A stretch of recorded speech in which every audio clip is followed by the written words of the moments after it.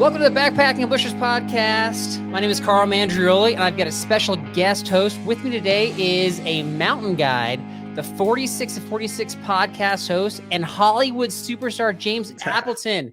How's it going today, sir? Hardly a Hollywood superstar, but it's great to be here. Thank you for wanting me to be on your podcast and getting to chat with you about, all things outdoors. I'm pretty stoked on it, so I appreciate it. Thank you. Yeah, my pleasure. But okay, if you're not a Hollywood superstar, you're on strike right now. You got the writers/actors strike going on, right? Well, I am not on strike. So Okay. I am a boom operator by trade. So I am a sound guy, an audio guy for movies and television shows. So I swing the microphone on the big giant boomstick. Okay. But because of the screen actors being on strike, so therefore if they're on strike, there's no shows, there's no movies, there's no TV shows, so there's no work. So I'm not on strike. We're just like the collateral damage to this. Fair strike. enough. Okay. Yeah, the union crews. I was on a TV show that shut down because obviously there's no actors to act right now. So hopefully this all gets solved soon and we can all get back to work, because there is just tens of thousands of people that aren't working now because of this. So what are we going to watch? Like, there's all these shows that upcoming. We're not going to have TV to watch. We're going to have to listen to podcasts and stuff. Dude, we could stop the industry right now. There is enough content for the rest enough content for the rest of society. Fair enough. Yeah. Because have you ever, you go on Netflix, you go on Hulu, you're like, there's so many shows. I don't know what to watch. That's what happens. No one knows what to watch because there's too much. But yeah, in general, but it is something that, that's kind of like the actors and the writers angle is, well, the longer we push, the less that they'll have to put out in the fall or in the winter when these shows would be put out. But then on the other end, the producers are like, we have enough shows. We're good. So it's kind of a mess, quite frankly. It is. Wait, what show do you work on currently? So I just finished on the show called The Penguin, which is this HBO Max show that will come out, I don't know, sometime. It's about the Penguin from Batman. It's like his kind of story. Oh, okay. That was not my guess. I was thinking like The Real Housewives of Buffalo or something. Oh no, God. Okay. No, I was on that show for HBO, and then I had started another HBO show called Pretty Little Liars, which it's kind of like a show for teenage girls. It's not really my demographic of program, but that's what I was on when we shut down. So yeah, just kind of waiting for these shows to come back. Yeah, I don't work in the reality world. It's just like the scripted television world or feature films, one or the other. Okay. That's what I do for a living, but yeah. And looking into it a little bit, I know that there's one of their complaints seems pretty legit. They wanted to they're all legit. AI. Well, I don't know all their claims. I just saw the one about the AI generated likenesses of themselves, like where they could actually generate like a full, like the actor in a different movie, but that they didn't actually act, and they're just going to generate the body and the voice and all that stuff, and not give them any credit for that. And I just thought, that doesn't seem. The whole thing with AI is a huge part of we're like all about Hollywood right now in this conversation, but it's funny. It's funny that's how we're talking about, but it's just to get it out there. So most people don't know. They have this idea that AI is like the future, even though AI, I think, is the future of the downfall of society. Personally, right? It's the Terminator. We've all seen it in movies, ironically, but they're talking about it with background actors too, which is crazy that the producers would have the audacity to offer in negotiations with the Screen Actors Guild, hey, so here's what we're going to do with background actors, which is, there are thousands and thousands and thousands and thousands of dues paying members of SAG, who their career, they're background actors. That is a line of work. It's like, here's what they'll do. They'll just come in one single time. We'll scan their whole body, and then we'll have their likeness in perpetuity to digitally place into shows and movies forever. So they'll get 1 day of pay, and then they'll be out of a job. Like you'll have to find a different career. But they'll keep using them. They'll keep using them. They won't be paid. Compensating. They'll just be paid for a single day of work to get scanned. But it's like, why would you ever think the Screen Actors Guild, who makes money off of these people, would say, yeah, that's a good idea, because then they're not going to be in SAG anymore. They're just going to be like, I got to find a new career. So it's weird. Like the whole thing is kind of bizarre. But then the writers are like, oh no, the studios, you can't start using AI scripts. And then the studios, though, are like, well, you writers can't start using AI to write your scripts that you submit to us and get paid, thousands and thousands of dollars. Right. Which it's funny because when we were, when the Screen Actors Guild went on strike, we started joking around at work. And one of the people I work with has a Chat GPT like subscription or whatever. So we started writing like short films with Chat GPT as a joke. Basically, we would like take most crazy scenarios and use different coworkers to describe the characters, and he'd like type it all in Chat GPT. And I'll tell you, dude, it is actually very scary how good it was. Oh my gosh. Yeah. It's like these scripts, like this feels real. And it's like, yeah, I totally get how both sides of the spectrum, producers and then screenwriters, are weary of what the other person can do right with this whole Chat GPT AI thing. But yeah, it's a mess. The film industry is a mess. But hopefully that gets solved shortly, and then we can go back to work. But I'm home for the summer, getting outdoors all the time. Yeah, so there's some there is, okay. So, it's like if work had to be cut short, why not have it right in the smack in the middle of the summer, So, I got a question for you. Okay, last Hollywood thought here. So what's worse? So you got the actors getting taken advantage of, you got the potential for the AI to be writing scripts and stuff. Or like, let's go old school. Back in the day when I was in my 20s, I was like, I don't know, an aspiring script writer. And so I wrote some scripts and I submitted them to contests, which was big at the time. And nothing happened from the contests. But like a few years after releasing some of these scripts into kind of the, whatever contest I was submitting them to, then like movies and TV shows started getting made with very similar names and very similar plots. So, so like one of mine was called like the Lazarus Plot. And there was a movie called The Lazarus Project. Now there's a TV series called The Lazarus Project, and it's the same genre with some similar stuff going on there. So did I get taken? Should I like? Did you get had? Yeah, I don't know. I mean, I have no idea. But I've never submitted anything I've written for anything like that. But I mean, I wouldn't be surprised if there is fine print on all of those contest submissions that sure. they own your script.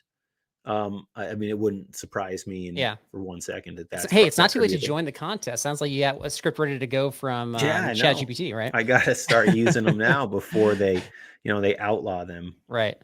All right. Enough of the Hollywood stuff. That I find it interesting, but you're not only a Hollywood superstar, you're you're the host of the 46 to 46 podcast. So what is that podcast for those of us who haven't heard of it? Sure. So the 4646 podcast, it's an outdoor show, but it revolves around the Adirondack Park, which is the largest protected wilderness in the United States of America. Most people don't know that. It's in the state of Colorado. Just kidding. It is in New York State. Most people think of New York as, New York City, and rightfully so. But this is a 6 million acre state park that is comprised of public and private land, thousands of mountains, lakes, rivers. It is just an outdoors mecca paradise, really. So my podcast is basically just it chronicles my adventures here in this outdoors paradise that is, it's a hot place to be. Because of where it's located here in the Northeast, it is a 1-day drive from 60 million Americans and Canadians. So it's like a really popular destination in terms of like outdoors of any kind if you're in the Northeast. If you're outside the Northeast, many people have never heard of it, and that's cool. That's fine. It's larger than Yellowstone, Yosemite, the Everglades, Smoky Mountain National Park, and the Grand Canyon National Parks combined. Wow. So all of those plus more can fit inside the Adirondack Park to give you kind of a visual for the size of this just completely rugged wilderness. And it's public and private land. So like there's towns in the mountains. And so it's a pretty freaking great place to live because you're just so close to everything. Right. Mountains, rivers, lakes, fishing, swimming, hunting, hiking, paddling, mountain biking. Mountain biking's become gigantic It's trails everywhere now. So it's like, it's a pretty great spot. So my podcast is me just letting the Adirondack Park be the star of the show. Not me. It's just me I chronicle my adventures out there so that other people listening to the show, like they're sitting in their car, in traffic, going to work in the morning, they can listen to my podcast, which as a film person, as you guys know, I'm a film guy. So I go kind of above and beyond with the sound design in the show, with sound effects and sounds, and making you feel like you're on the trail with me. And then I cut back and forth in a documentary style from like my narrative descriptions of what I'm doing, what my day is entailing, and then some live recordings there. So you can just kind of basically, I just wanted you to feel like you're actually out in the woods. So that's kind of the point. And then I have other episodes, kind of like you and I talking right here, called Summit Sessions, that those are where we talk about issues, talk about subjects, talk about, any sort of thing, but it all reverts back to the Adirondack Park and the outdoors world there. Because and when you say 46 of 46, just to clarify, like that's referring to the 46 peaks of the Adirondacks. Sorry, I should have said that. That's right. So there's the 46 high peaks. There are 46 mountains over 4,000 feet elevation, which might not seem like a lot for most people out west, but that's what we got up in the Northeast. They're rugged, these mountains, and basically there's 46 high peaks. So if you climb all 46, you become an Adirondack 46er. And so that's how the name originated. But there's thousands of mountains. Those are just like the tallest, the 46 tallest. But there's, I don't know how many mountains there are over 3,000 feet and over 3,500 feet and whatnot. But yeah, that's where the name comes from. But the whole point of the podcast is to show the outdoors world in the Adirondacks and let the ADK Park be the star of the show. Because, I think as outdoors enthusiasts, we always need to make the mountains the star. We need to make everything's more important. The mountains are more important. The lakes are more important. The rivers are more important than we are, than our feelings and everything we want. So I try to keep that consistent with my podcast and kind of the message that I portray. Yeah. I still kind of want to be the star. I'll be honest. That's cool. We all have our own kind of reasons for doing things and our own desires. But for me, that's kind of, I'm with you. No, our the star of our show is our goofball mistakes we make, to be honest. So, so 46 to 46, I was like, it first came across, I'm like, is this a podcast for me? I just turned 46 this year, but no, it's about the peaks. So good clarification. Sure. Okay. So one of the episodes you put out recently, I think it's 3 or 4 episodes back at this point, was about trail etiquette. I think it's called like Trail Etiquette 101. And so I saw the episode and I have to ask about it because when I saw it, I just thought, what inspires somebody to put out an episode like this? Surely they've had some sort of like recent encounters with people who are doing the opposite of having appropriate trail etiquette. Maybe they are, whether it's littering on the trail, maybe they're just, like out of my way, or maybe they're like straight up trail villains. So like, is this some sort of like a coping mechanism episode, or what's the inspiration behind it?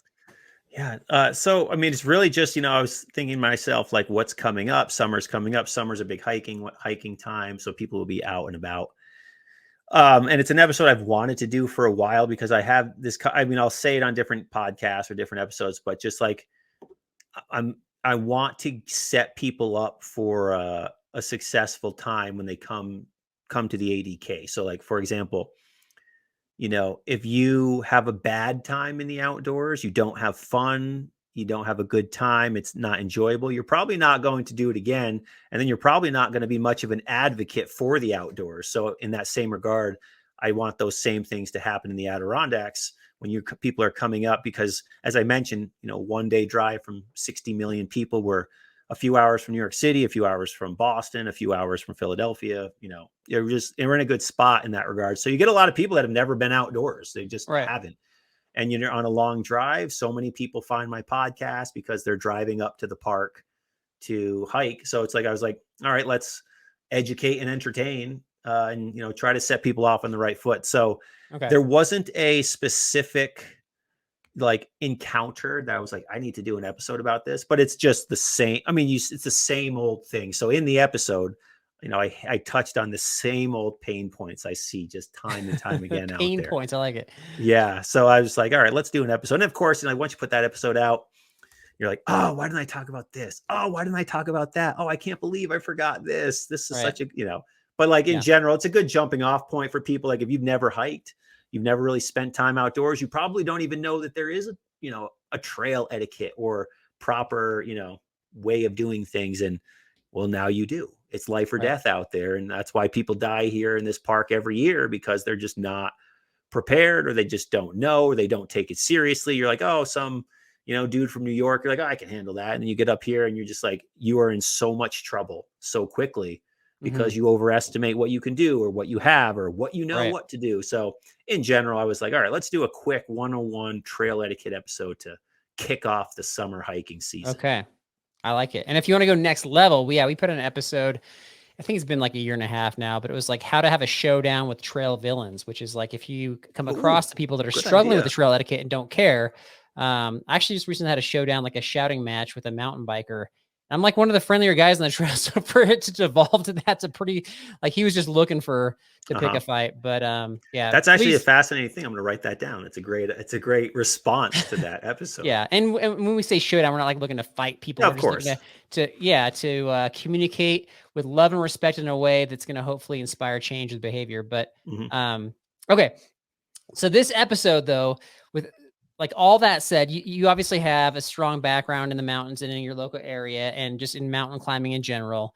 So I'm kind of billing this as like, you're the mountain guide. You've got a lot of experience and you've got your tips, your secrets, whatever you want to call them, to how to go to mountain peaks, how to travel in the mountains in general and not die. So what's your first tip? So, okay, you got 3 tips. I got 1 tip for you and you can tell me you like it or not, but I'll let you share your first. So what's tip number 1? So is this tip number 1 to like successfully get to the summit, or is it to not die? Because those are actually very different. Are they? Absolutely. To make it to the summit. Okay. However you want to. Well, because to not die in the mountains becomes a very much more of a, how prepared are you? What do you know? Did you do your homework? Do you know emergency situations? Do you know how to get out? You know how to help yourself, versus getting to the summit. It's kind of a different world. Yeah, it's not a survival episode, so we're not. That's what I figured. So just but I mean, really, if you want to say like, well, if you don't want to die, and then don't go to the summit, just like turn around and go back to your car. At that point, you're not risking anything. We'll just skim over and say, if you don't want to die, do your homework before you go.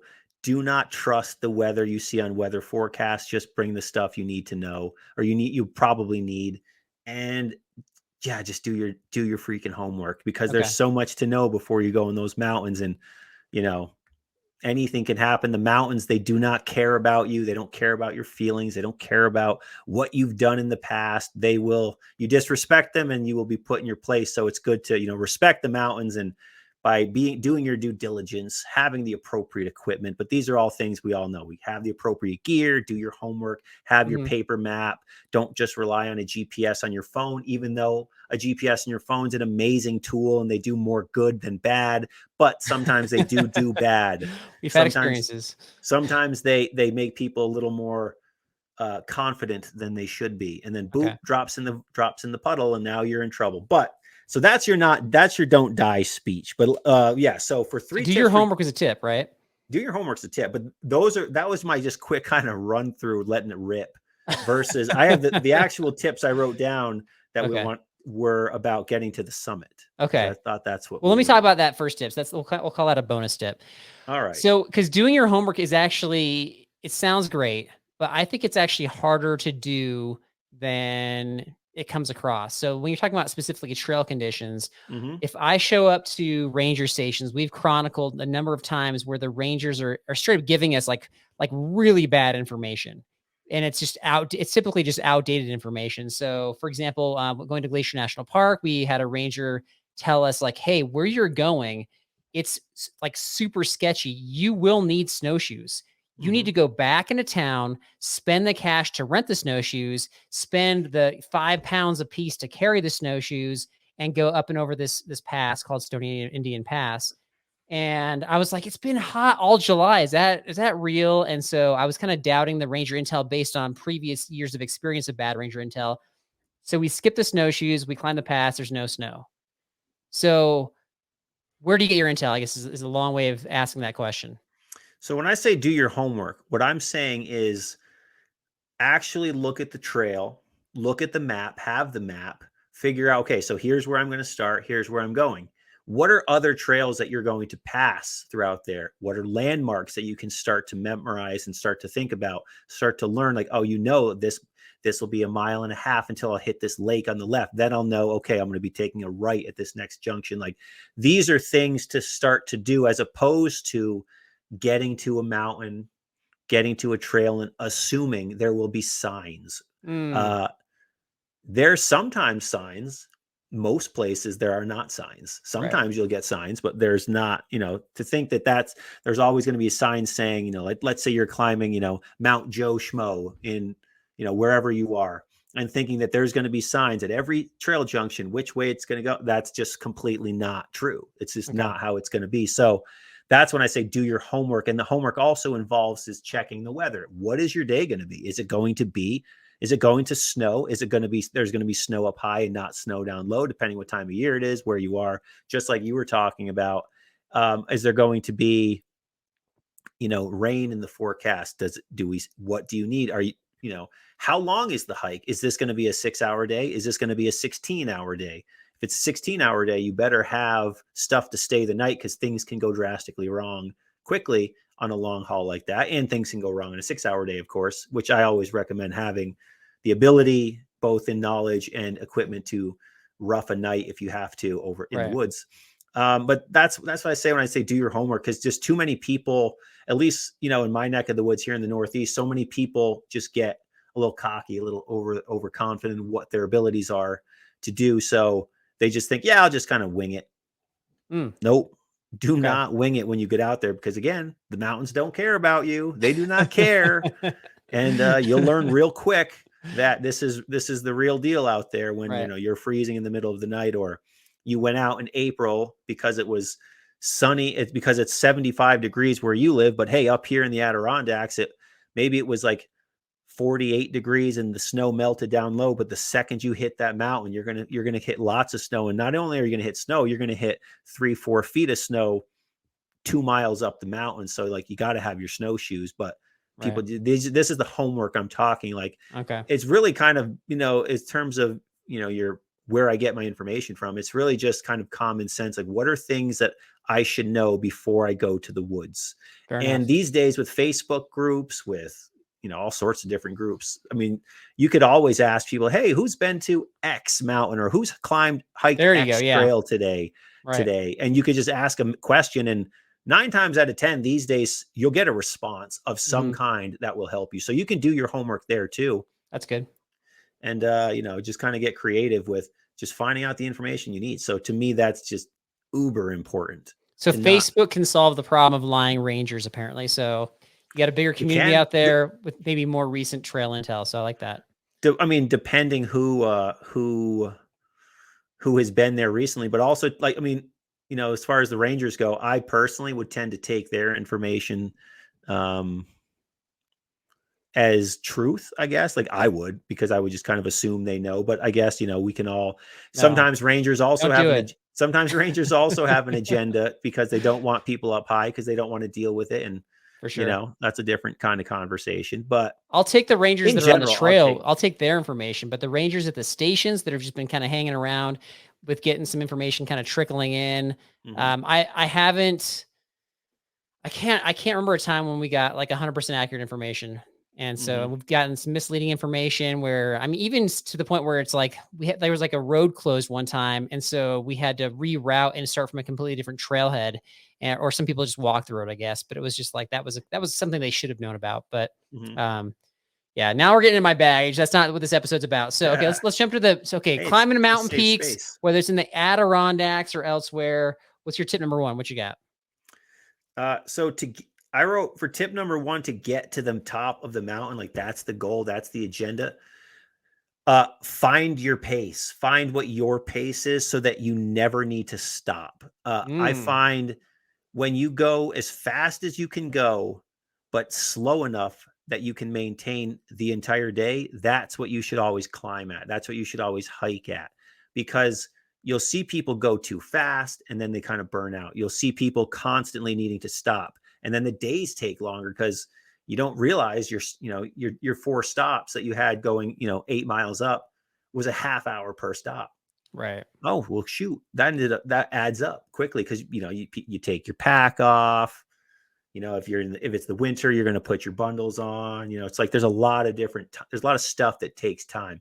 So I'm a big advocate for find your pace, which is as fast as you can go, but as slow as it needs to be, so you can maintain it all day with never needing to stop. So because one thing that inspires, you're always moving forward at that point. You're always moving up, and I think I've found from guide clients, from myself, from instructing others to do the same, that it's just the way to do it properly.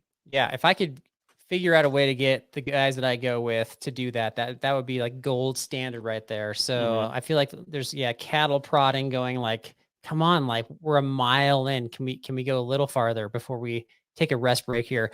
But it sounds like you might be against like the sit pad. The sit pad is like a common backpacking tool now. I'm seeing a lot of folks bring where it's like like they're going to take like not a full on lunch break, but enough of a stop where they're pulling out the sit pad to sit down. So kind of what's that? I have a pad. Yeah. I always have one in my backpack. Like a sit pad. Yeah. Like a little, like a Thermarest Z pad that just, that's the opposite of what you're saying though. You're saying don't stop, and you're saying use a sit pad to stop, right? Those are two different. What am I going to sit down on when I get to the summit? If the summit's a big moment, then that's when I have like the backpacking chair. I'd rather, if I'm going to sit down, I want to have the foot, like if I'm willing to sit down for more than a minute, then I'm going to pull out the chair at that point. So, gotcha. different style of climbing and backpacking. So no, I mean, like I said, I'm a big believer in like, find that pace so you don't have to stop. I always have a pad because depending where you're going to sit down, where you are going to, if you are going to take the pack off to grab some food, or you are going to sit down, sometimes that's what happens. But in general, you stop. One stop is easier than 4 or 5. And most people stop way too much. They do. From guiding people, from hiking with people, it's like stopping so much. Right. Let's just keep going. Get yourself, a bladder, be able to tell someone to grab your water out of your side and hand it to you, whatever. Yep. Have some snacks in your pockets, whatever. Just stopping so much. So are you actually like scolding the client? Are you like, hey, this is your third stop here. We're 10 minutes in. Like, actually, I get into their face where like, our faces are just like really close and our noses just kind of gently touch every so often. And I ask them, why are you here? Do you know who I am? This is a hiking trip, not a sitting trip. Yeah, exactly. Do you think we're going to get to the mountain top of the mountain by sitting here? Tell me. No, okay. But that's what I found. But yeah, no, I have a little Thermarest butt pad because, when I'm on the summit, that's where I'm going to sit down and enjoy a sandwich and take in the view and hang out for a minute. Yeah. And, sometimes I don't want to sit on a wet log if that's where we are, or anytime you're going to sit down, so I'd rather be able to sit on something dry. So there's more uses than just the old mid-hike snack. Mid-hike snack break. I also feel like when you stop, that I feel like it doesn't do you justice, because to kind of get the wheels back going again and rolling and moving, I feel like it's harder than just finding that pace and letting it go. No, it's like I think it's after 5 minutes of sitting, your muscles like kind of tighten up or cool down, and they have to re-warm them up. I think it's the 5 minute mark. I've read that somewhere a long time ago. I don't know if that's still true, but no, it sounds correct. And I feel like exactly what you're saying, that's a real thing. And I see it all the time. Right. So another reason why I feel sit or keep moving instead of stopping. Right. Yeah. Okay. Well, okay. That's number 1. Number 2, what you got? Number 2, eat before you need to eat. So eat when you're full.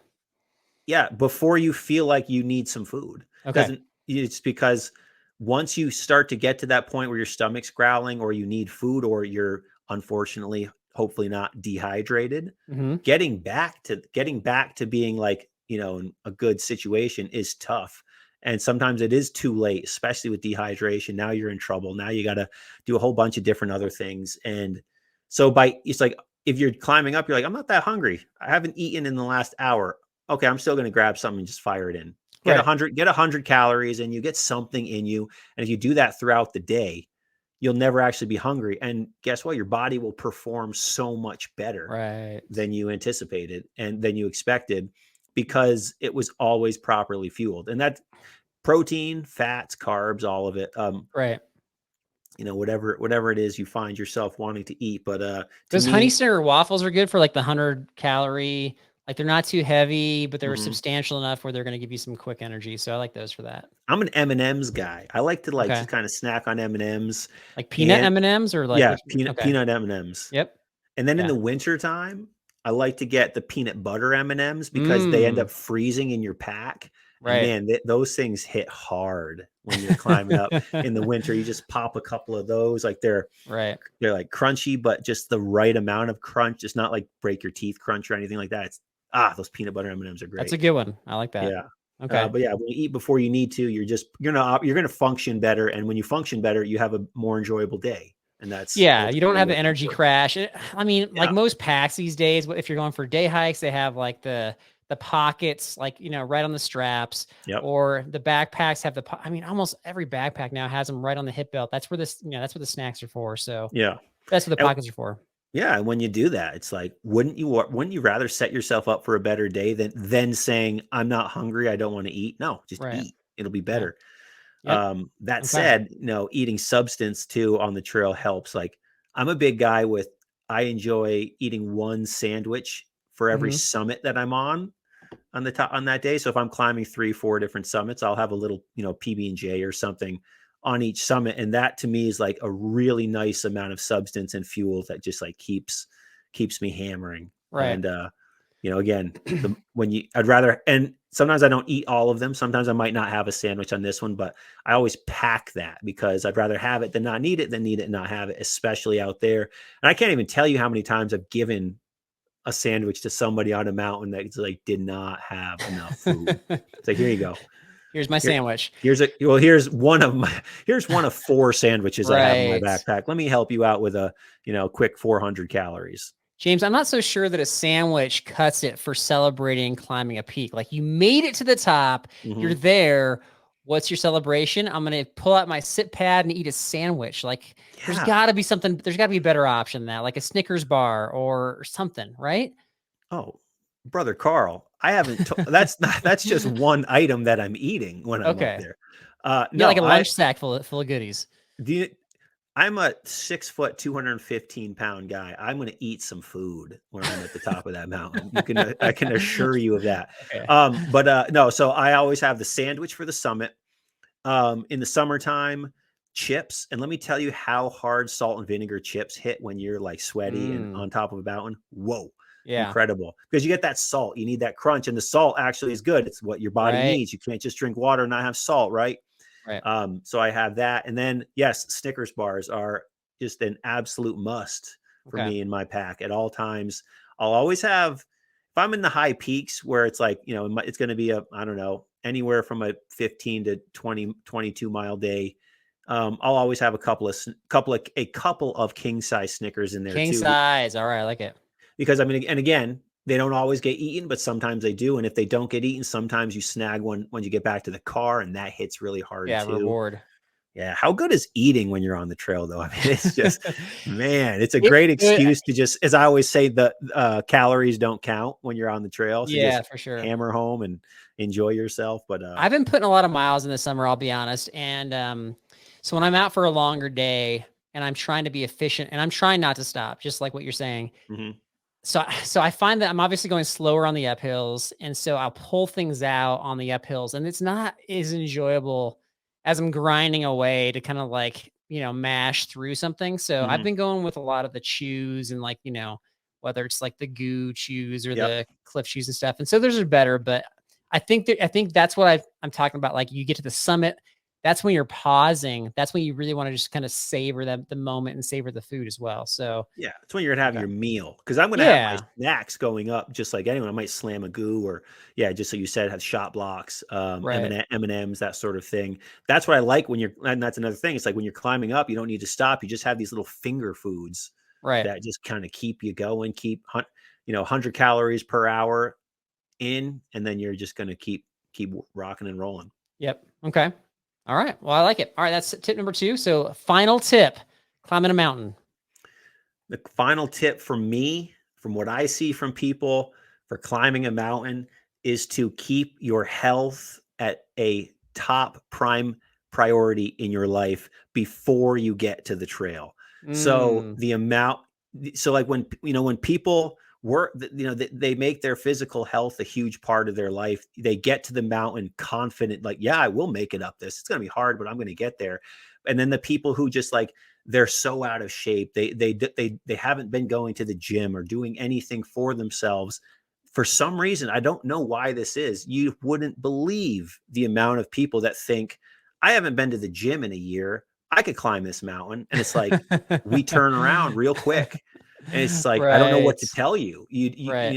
So I think that that's a huge component of the equation for getting up to the mountain, is whether you're climbing mountains or not. I'm blessed to live in a place where I could be in a summit that would make you go, wow, in 20 minutes from this very minute. If I leave, drive over here and just start running up, like unbelievable views really quickly. So I'm very blessed. I live smack in the mountains. Most people don't. So, but there's still things that you can do that translate to preparing yourself so you're in shape, so the right muscles can handle it. You train people think, if I'm hiking, I should probably train my heart and go running. It's like, yeah, that's one part of the equation, but what about your quads? What about your glutes, your butt? What about your back? Holding a backpack is really hard when you're not used to doing it, and you have 30 pounds in your back for the next 15 hours, 12 hours, 6 hours, whatever, even 4 hours. It's like, in everyday life, unless you're a soldier, would you ever have a backpack with that on for 4 hours even? So it's like, these are things you need to think about before you go. And when you do, and you prioritize them and you kind of make them a part of your life, you have a much better time, much more enjoyable experience out in the outdoors. So I think that's my third tip. I think I know where you're going with this. I think, so some people will devote time specifically to working out or to training and hitting the muscle groups or hitting the cardio, whatever. But sometimes you can incorporate the training into your daily life. I think you're going with, like, you would suggest wearing a weighted backpack to the grocery store, hour of shopping, hour of walking around with a pack at the same time. Yeah. I'm not against it. Okay. Funny enough, before we did this podcast episode, earlier this morning, I mowed my lawn, and I always wear a 50-pound weight vest when I mow my lawn. So it's like awesome. That's exactly what I'm talking about. It's not far-fetched, but you take that to the grocery store though, and people are going to give you those weird looks and be like, this guy, they'll think it's a bulletproof vest and I'm going to shoot the place up. I just put like a regular, like a school backpack with some weight plates in the back. Sure. So I'm not swinging it around, knocking like bananas off the shelves. Yeah, that's good. There's this current, kind of, I guess we'll call it a trend, because I think it's going to die, called rucking. Oh yeah. And I personally, can I just vent to you about this concept real quick? You don't like it? I hate that there's a name for it. Okay. It's like, dude, you're throwing a heavy backpack on and walking. Does it really need a name, or do we need to pretend that this is like a specific? It's just so obnoxious to me. And people are swearing by this, when in reality, you're just putting on a heavy backpack and walking. Do we really need to call it something? Do we really? And do we need to try to make it this like badass, like heavy backpack walking? Or you're just walking with a backpack on. Okay. There you go. But we got to call it rucking and make it this thing. And now you see like people on social media selling rucking programs and all this stuff. And it's like, God, people, it's kind of the same thing that I have when people have this kind of awe about them, and this just like holier than thou element about them, when they're like, I'm a big hiker, I climb mountains, what do you do? And it's like, dude, you're walking uphill, like, just like chill out for a second. Let's call it what it is. You're walking on a slope, like you're not better than anybody else. So let's stop that. But I definitely not better than anybody else, and I never want to come across that way. But I'm still proud of myself for walking uphill. As you should be. No, you should be proud. But there's like it's more of like a social media, like, let me beat my chest kind of thing. It's like, to me, it's like, that's when people need to say, yo, chill, dude. You're just walking uphill. It's okay. Right. It's great that you're doing it, but let's check our attitudes and our egos at the door and just be relaxed and chill. I So mean, that's James what I like says to do don't too. ruck, just walk with a heavy pack on Yeah. and Just mow don't your call it lawn and go to rucking. the grocery store, all that stuff. Just don't call it rucking. God, for God's Yeah, sakes. that's so But funny. I will We lose have some that folks at battle. Ruck that are part of the show that or not part of the show Well, that they that stopped listen to the listening now. show. They stopped But listening now. they did. They're not gonna listen to your podcast now. And I did have somebody, we had like a former, I don't know how to describe this person, a former sponsor reach out who is developing a new product specifically for rucking. And I just What told him is straight it? up, it You're was like putting stuff in a backpack. no, it was like certain straps to like more easily grab the pack or to hold it, I think over your, I don't know. I'm not a rucker. But God, anyway, so it's just a he's asking my backpack. opinion on it, which is weird because nobody usually values my opinion anyway. Mhm. And I was like, yeah, I'm the wrong guy to ask about this. So if he asks again, I'll send him your way. Yeah, send him my way. I'm going to say, here's the problem with your business. We're Right. going to sell something else. That's what we're going to do. You need to go out Oh of business God. and No, I undo don't want your to go out of patent. business. I just want him to sell something Fair else. enough. Or Okay. like, let's just stop calling it rucking. Can you just call your product walking with a backpack on? That's Can so you just funny. call it that? We'll just make it Okay. one word. I will. Okay. So one complaint that I have about a lot of the content providers out there is that a Mhm. lot of them go very vanilla and don't have strong opinions about anything. So kudos to you. You're standing behind your belief, whether people agree with it or not. I'm the same way. They have So to. I love it. But And I mean, it's like, you're never going to be for everybody. And if you are, you're exactly as you said, you're going to be a little too vanilla, but that's fine. We no, all kind of do our thing. no, like if there's a bad company that are putting out bad products, I'm not afraid to call them out. But I just learned that a lot of the YouTubers don't want to burn any bridges because they might make affiliate deals with Hmm. them, and so they typically just don't, they stay away from those products. And I'm like, no, I think it's important to know that there's some junk stuff out there. So Sure. anyway, so that's a side note. I got one tip, and this is not Hmm. specific to climbing mountains, but it could definitely relate to that. And I tried to tailor it to, this is more common, I think, in your literally neck of the woods or the East Hmm. Coast, Appalachian Mountains. And that is the concept of people that get lost, and specifically people that get lost because they leave the trail to go to the bathroom. Mm. So you'd be surprised at how many people like are never found Yeah. because they've No, left the I trail. know. Yeah. And Yeah. so my tip for doing this, especially if you're in like a heavily wooded area, whether it's, like I said, the Appalachian Trail, maybe you're going to Olympic National Park, maybe you're just somebody who's really like, I want to be way away from the trail. I want some serious privacy for, going number two, whatever. And so a couple thoughts I have on this are, if you're getting off trail, like it's very easy to lose your bearings, especially once you go to the bathroom, you're focusing on the task itself. So Hmm. use a stick and make some sort of arrow or marking in the ground where you know the direction that you generally came from. So that you can just kind of put that down before you go. You get that there. And then I frequently will leave my pack on the trail, and assuming your pack's not like camouflage, that way there's some sort of, brightly colored thing that you can look for as you're kind of recalibrating, getting back to the trail. Those are my, like, I just thought about this as I was off the trail tips from this past week. Hmm. What do you think? Oh, I like that, especially where you're talking about with like in the Northeast, like, the mountains, they look very different on the East Coast and the Northeast than they do out West. Oh yeah. Obviously, you can't see where you're going. Right. And that's actually, it's a really good tip. And I actually tell people, because the leave no trace principle when you're going is to go 200 feet off trail. Right. And I always tell people, like, that's too far here, Right. because you're setting yourself up in a whole other boat of problems now, Mhm. because it's so thick. And especially here, like, I mean, sometimes you can't see 10 feet, to this, through the woods, through the trail. It's just so Right, thick right. here. So I think that that's you got to take it with a grain of salt and just go, just kind of, I tell people, go away from the trail, but Mhm. like, use your judgment. But, don't go 10 feet from the trail. Go, like, go away. If you go 50, 75 feet, like, okay, that, you'll sometimes you couldn't see anything if you're that far away. But Right, right. I've found that to be the issue. And the reason I kind of started telling people that is exactly why you said the tip, because people they lost, they lose their bearings, they don't know how to get back. And what I actually do when I actually go far like that, I do a similar thing. I'll put my backpack down.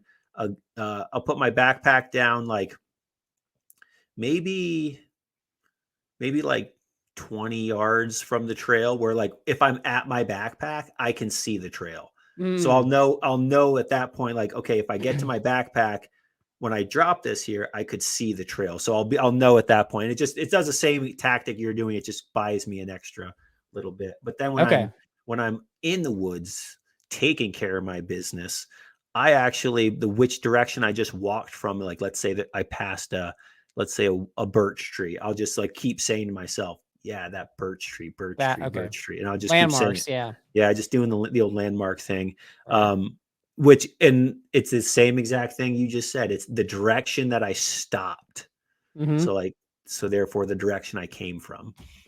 Very helpful, very useful tactic. Yeah. And yes, around here, very easy to really screw yourself up once you go off into the woods. If you don't have, any sort of navigational prowess, or you don't take a compass. At bare minimum, you could just be like, I'm going to walk 75 feet due east into the woods, and then you'll know 75 feet due west to get back. You know, that's where a compass can come in handy. A lot of people like to bitch and moan about people and their map and compass and learning it. And I've found more people that tell people they need to know map and compass don't actually understand how to use it or how to triangulate or actually use it. They just it becomes another kind of chest beating sort of subject matter. Right. But, your phone could help you. That bare minimum, go east and then go west to come back. But there's ways to use it even if you can't, utilize it on a map. Still a good item to have in your pack for that exact reason. For sure. Yeah, I think a lot of people are bringing compasses and it's just dead weight in their pack because they don't know how to use it. It's just kind of a useless item. But yeah, I think we'll probably do an episode on getting lost. There's some crazy stories about why people get lost and kind of what becomes of them as a result. And it's not the like I went left instead of right scenario. It's just there's some weird stuff out there that I think is pretty interesting. And yeah, so all right. I think the woods. I think before we move on, I think there's a lot of weird stuff in the woods. I think. Oh yeah. I think the more time you spend in the woods, a lot of times, the more you see, especially at night. I always start at like 4 o'clock in the morning, because I like to start in the dark and get a few hours in. I always joke that miles in the dark don't count, but it's just like it's nice to kind of beat the crowd or beat the rush or whatever. Oh yeah. But man, the woods are a different place at night than they are during the day. And I think that there's always some very just kind of bizarrity to it, weirdness. But I like that element about the woods. I like that kind of unknown kind of what is happening. Yeah, the spookiness of it. Exactly. Sure. Okay. Well, hopefully between the tips about not dying, climb mountains, hopefully there's something helpful in there. Definitely, appreciate your wisdom with that. But you know what? We've got I focus on the dying part because that, let's be honest, it's gonna get more clicks. So I've got mountain death trivia coming up for you right after this. All right, mountain death trivia is brought to you by Vaucluse Gear. Do you have a sweat problem? When your clothes get wet, your core temperature can dramatically fluctuate. This can cause hypothermia, heat exhaustion, dehydration, and embarrassment. Vaucluse's ultralight ventilation backpack frame solves this problem. Install it on your favorite pack to create a ventilating airflow gap. Check out this ultralight game changer at vauclusegear.com and use code blisters for $5 off. All right. So I tried to give you the heads up ahead of time. That's not very well said. But anyway, if we have something on the line for the trivia, so I think I share with you that if you lose, if you only get one or none out of 3, you've got to name drop backpacking and blisters in a future episode of your podcast. All right. So done. All right. What happens if you win? What's on the line for me? If I win, you have to do 100 push-ups when we get off this phone call. 100 push-ups. Okay, I'm not going to record that. That's no. Don't record it. But I want you to personally go do 100 push-ups when we get off this phone and don't stop until you're done. Not in a row, but you have to do 100 push-ups in one outing, one sitting. That's your goal. That's my bet for you. Okay, I love it. I've already got my workout in for the damn exhaustion, but you know what? I'm game. That's what you came up with. I think that's fair. So it's just where my world lies. So that's what I'm giving you. Punish people with exercise, right? That's like the old PE style. I want you to have a nice, successful day in the woods. Fair enough. Okay, so here we go. 3 questions for you. Number 1, this is multiple choice. Number 1 is multiple choice. Multiple choice. What is the most common way hikers die in the mountains? Is it A, hypothermia, B, falls, C, altitude sickness, or D, they went missing, never found again? B, falls. No hesitation. B, falls. Yeah, that's the most common way to die in the mountains, on the trails, wherever. It's like overwhelmingly the correct answer. Mm-hmm. So yeah, it felt like that would be the no-brainer question. yeah. Yeah, the other ones all make for better movies, but reality is different from Hollywood. Kind of. It depends on where you fall into, right? Like That's Land of the true. Lost. I don't know. They fell off a Fell into like a waterfall. dimension. Yeah. So if there's dimensions involved, you just got to be aware of that. So, Mm-hmm. all right. Number 2. This is not multiple choice. This is fill in the blank. The area above 8,000 meters has a nickname called the blank zone. The Alpine zone. The That's not right. Alpine. That's It's not not right. right. It's the That's death not right. zone. The death zone. The death zone. Alpine zone is lower than that, but the death zone, got it. What's it? Wait, what is Alpine? What's the range? I think Alpine is like 3,500 feet. Is that point? Okay. Something like that. I just thought it was like above maybe tree it's line. 4,000. I think it's above 4,000. Okay. That's what it's on all of our signs here, is when you're entering the Alpine zone. You're definitely not above tree line. Because I live at 6,200 feet and we're not above tree line here. It doesn't feel like this. Feels just like not Alpine. So yeah. Okay. So you're 1 for 2. You got to get this right. Here we go. Number 3. According to Backpacking Magazine, which of the following made the top 3 pieces of gear hikers most frequently forget at home? I'm not sure how this relates to death, but too bad. Here we go. Letter A, sleeping pads. B, first aid kit. C, knife. Or D, spoon.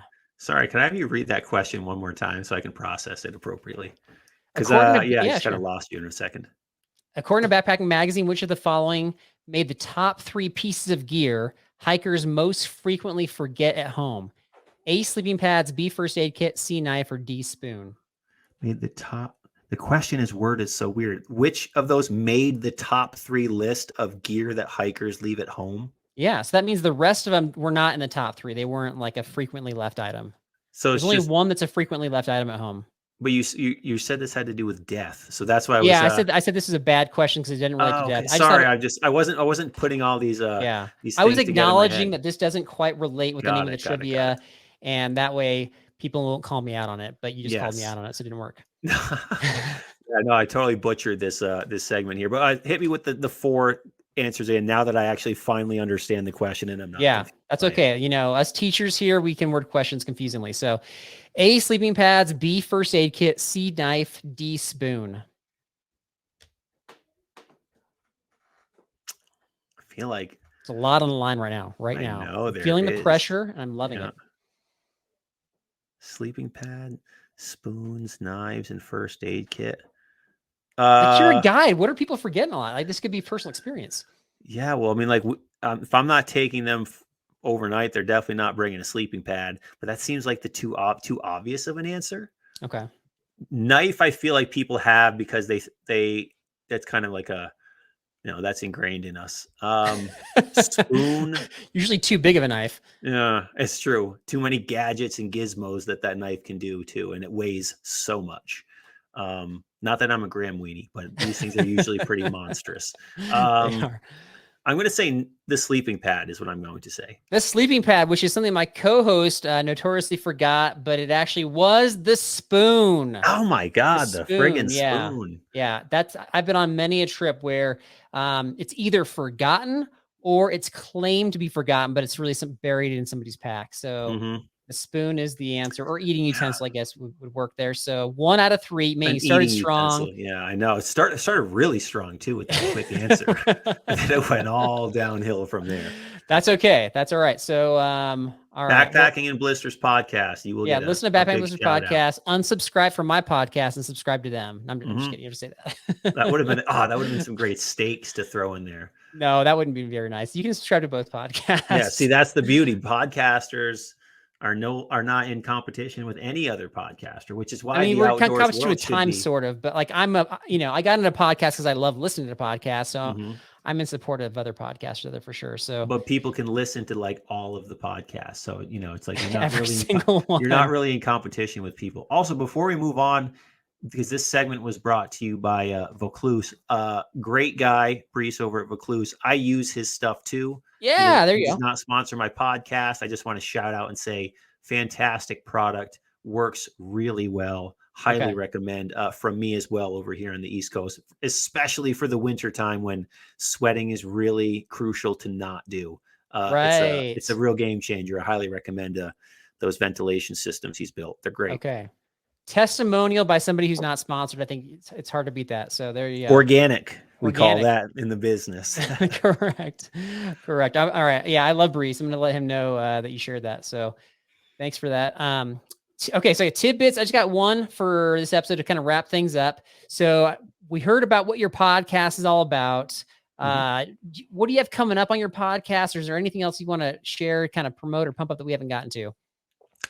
Coming up, I don't have anything in particular to announce. I mean, come October, I always do these episodes called the October sessions, where I do all these like spooky, spooky stories from the Adirondacks, or I'll put out episodes that I call Adirondack campfire stories. So actually that's kind of fun. I have a ton of episodes on the show where basically I write my own campfire story and I tell the story, and I add the sound effects, I add the music. It kind of looks like and feels like an audio movie by the end. They take a lot of time, but they're really fun. But yeah, I basically take different trails and different mountains and different areas that people who listen to the podcast in the Adirondacks will know. And I write a story, like a fictional kind of spooky campfire story. So in October, I put out a bunch of those. Other than that, I do episodes. I like to, because I'm a type of podcast listener where I like different styles of podcasts. I also put different styles of episodes out. Right. So I do episodes where they're history about different, Adirondack legends, characters, that is, not like legends as if like, did this happen or not, but like characters, people who like help build this park. I do episodes that are conversations like this, where we're having a conversation. I do episodes about my adventures out in the park. That's more like a documentary style thing. I like to switch it up and all the time because I just like listening to all sorts of different types of podcasts. So I figured that's what I should do on my show. It mixes it up, but there's always something different coming on this show. There's always a new format being introduced. So that's what I would say. New formats. And I thought, and behind the scenes, we had a discussion about what this episode is going to be about. And I tried to link it to the October session stuff. And, we could talk about all of James's Bigfoot encounters and how he avoids the different dimensions when falling off mountains and all that stuff. But no, he's like, no, this is what it's going to be about. We got some mountain peak stuff. So you're going to have to wait till October to get the good stuff right there. Yeah. You can listen to a bunch of like last year's October sessions if you're into that like spooky in the woods sort of thing. They're fun. Right. And yeah, I love Bigfoot. I think that subject is really fascinating. For sure. Okay, we'll bring you back on when we do a Bigfoot episode, because I'll talk all day long about that subject. It's just so fascinating. And for sure. Talk about a rabbit hole of a subject. Well, okay, let me ask you this. Have you ever, this is sort of related, it's related to your October sessions because you like telling the campfire stories. Have you ever wandered into somebody else's camp and like held the flashlight under your chin, pointed upward, and like, hey, and tried to be the guy that's the spooky guy going into a stranger's camp? Exactly 0 times. Okay. Have I done that, unfortunately, but I'll have to add it to my list. No. Next time that's going to be on the line for the trivia is if you fail trivia, you have to go do that. You have to go tell them a story like unprompted with the flashlight thing. All right. Well, that'll do. I'm sure I'll get lots of looks, and then they'll like slowly kind of go into their tent and zip the tent, and you'll hear them whispering. And the 911 calls too. But yeah. Okay. Hey, James, really appreciate you taking the time to come on the show, and check out his podcast, 46 of 46. And hope you come back on. Thanks for your time, man. Hey, happy to be here. This was fun. And it was fun getting to just kind of riff about different subjects and climbing mountains and being in the outdoors. Loved it. Had a great time. And rucking. And rucking. Yeah, I'm going to go do some rucking right now. Which is not just walking with a backpack. I guess it's something else. So we'll learn. All right. Well, that's all for us this week. God bless everybody. Have a good week.